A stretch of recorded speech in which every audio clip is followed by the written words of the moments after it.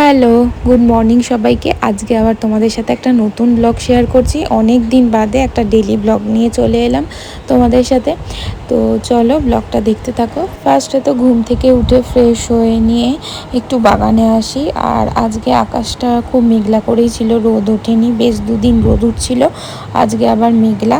আর চলো তোমাদেরকে একটু গাছগুলো আমার দেখিয়ে দিই।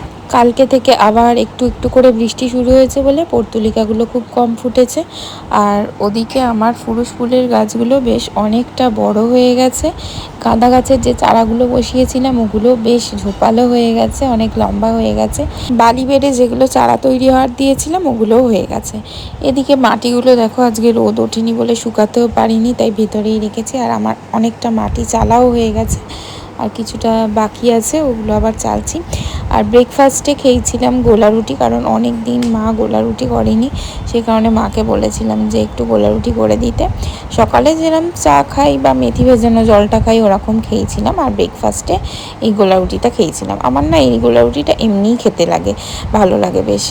সস টস দিয়ে আমার খেতে অতটা ভালো লাগে না।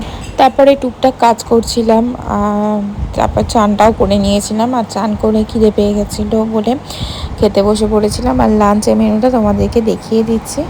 আচ্ছা, তোমাদের কাদের কাদের এই আলু আর কাঁকরোল ভাজা একসাথে যেটা হয় সেটা খেতে ভালো লাগে বলো তো? আমার কিন্তু খুব ভালো লাগে। আর এটা ছিল লাঞ্চে আমার মেনু।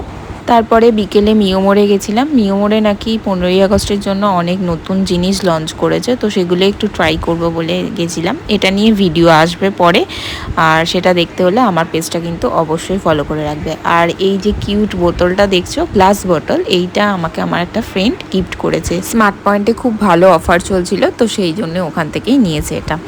আর ডিনারে ছিল পরোটা আর আলু ভাজা। আলু ভাজাটা অল্প তেলে গোলমরিচ দিয়ে যে আলু ভাজাটা হয় ওইটা, আমার ওটা না খেতে খুব ভালো লাগে, সেই জন্য মা আমাকে ওটা খুব বানিয়ে দেয়। ডিনারের পরে টুকটাক যে কাজগুলো ছিল ওগুলো সব করে নিয়েছিলাম। তারপরে শোয়ার আগে এই রূপম পিম্পলস প্যাকটা লাগিয়ে নিয়েছিলাম, এটা আমি ডেলিই লাগাই।